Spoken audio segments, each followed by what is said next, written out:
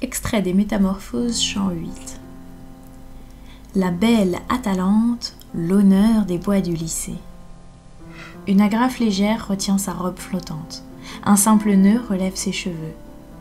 Sur son dos pend et résonne un carquois d'ivoire, et dans sa main est un arc, instrument de sa gloire.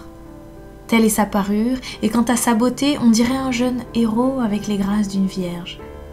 On dirait une vierge avec la noble audace d'un héros. Méléagre la voit et soudain, il aime, il soupire.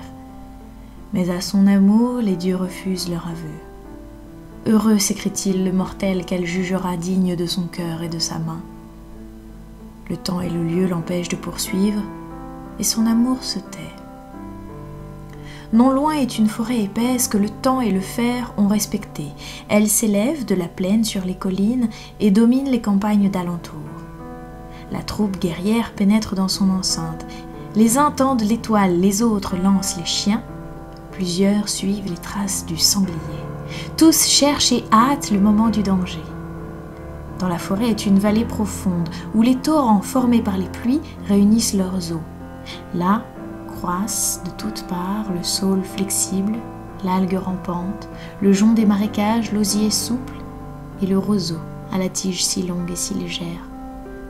C'est du fond de ce marais que le sanglier excité s'élance avec furie.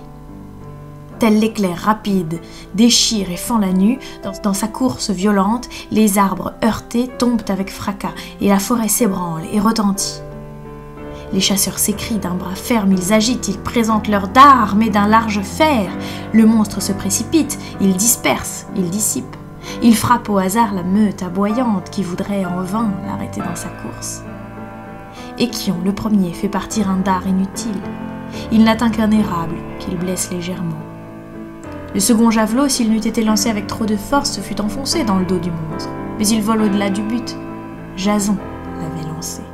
« Apollon !» s'écria Piscide. « Si j'ai toujours chéri ton culte, si je le chéris encore, permets que ce trait ne parte pas en vain. » Autant qu'il est en son pouvoir, le dieu exauce sa prière.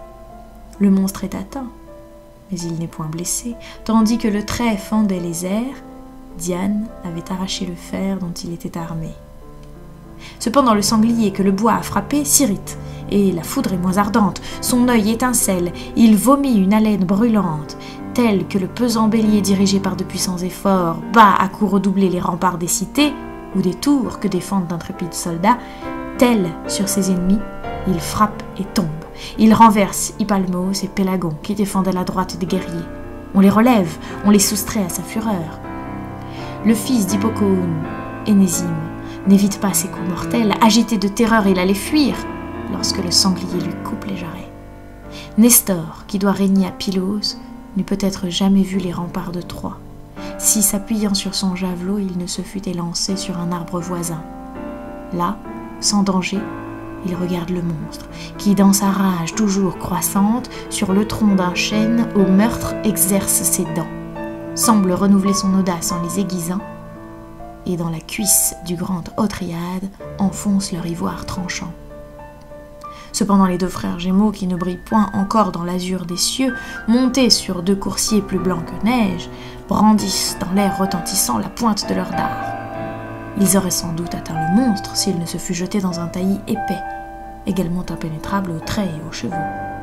Télamon, dans ce fort, le relance, mais dans son ardeur imprudente, un tronc d'arbre l'arrête, il le heurte, il tombe, et tandis que Pélée et son frère le relèvent, Atalante pose sur la corde de son arc une flèche rapide.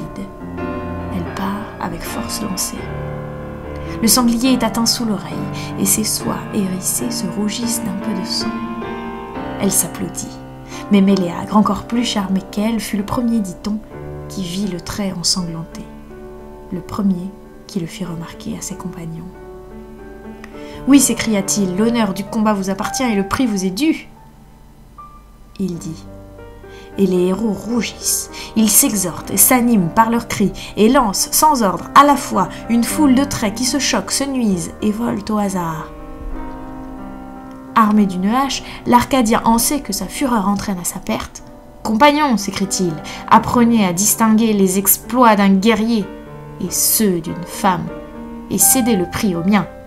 Que Pallas elle-même protège ce monstre et le défende avec ses armes, malgré Pallas, je l'abattrai sous mes coups. » Il achevait à peine ce superbe discours, il prend à deux mains sa hache à double tranchant, se dresse sur ses pieds, mesure le coup qu'il va porter, lorsque le sanglier l'attaque et le blesse dans l'aine, où toute atteinte est mortelle. Ancé tombe, ses entrailles sortent avec son sang dont les flots souillent la terre autour de lui. Le fils d'Ixion, Pirithous, brandissant un épieu redoutable, marche au monstre. « Où vas-tu » lui crie Thésée, « ami trop cher, ô toi la moitié de moi-même, arrête ici. Le courage est forcé d'être prudent, un excès de bravoure a fait la perte d'Ancé. » Il dit, et prend un javelot d'un bois pesant, armé d'une pointe d'airain. Il le lance avec force, et le sanglier eût été mortellement atteint, si dans le feuillage touffu d'un chêne, le trait ne se fût égaré. Le fils d'Aison envoie aussi son javelot, qui par un jeu cruel du hasard se trompe de proie, perce les flancs d'un limier aboyant, s'enfonce dans la terre, et y tient l'animal attaché. Méléagre à son tour lance 2 traits, avec un succès différent. L'un tombe près de l'ennemi, l'autre se fixe au milieu de son dos. Tandis que furieux il se débat, se roule et vomit en rugissant des flots d'écume et de sang, le héros s'avance et l'excite et le presse et plonge son épieu dans ses flancs. Soudain, des cris de joie s'élèvent de toutes parts. Les compagnons du vainqueur de leurs mains pressent sa main. Ils regardent avec horreur le monstre qui, renversé sur la terre, y couvre un long espace. Ils craignent de le toucher encore, et de son sang, ils abreuvent leurs dards.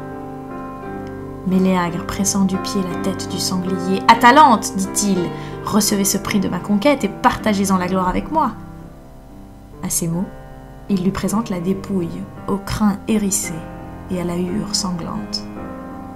Atalante reçoit avec joie ce don de la victoire qui la flatte encore moins que l'hommage du vainqueur.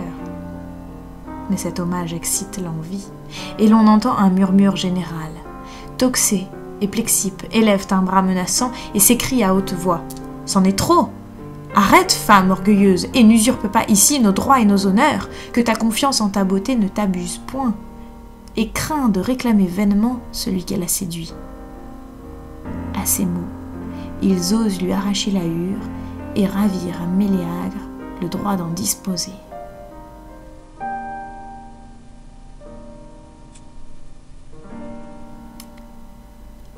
Vous venez d'assister à une lecture créative, donc de taille bébé, puisque en temps normal, les lectures durent une 40aine de minutes à peu près. Les textes sont enregistrés en direct sur des live Twitch, donc lus et improvisés à la musique en direct et illustrés en direct également. Là, pour les besoins du format, comme il fallait faire moins de 10 minutes, on a enregistré en parties séparées. J'espère que ça vous aura plu et je vous invite à aller voir les autres textes que nous avons proposés. Tous issus soit de la littérature libre de droit en France, soit des textes qui nous ont été confiés par leur auteur. Merci de m'avoir suivi. À très bientôt sur la chaîne.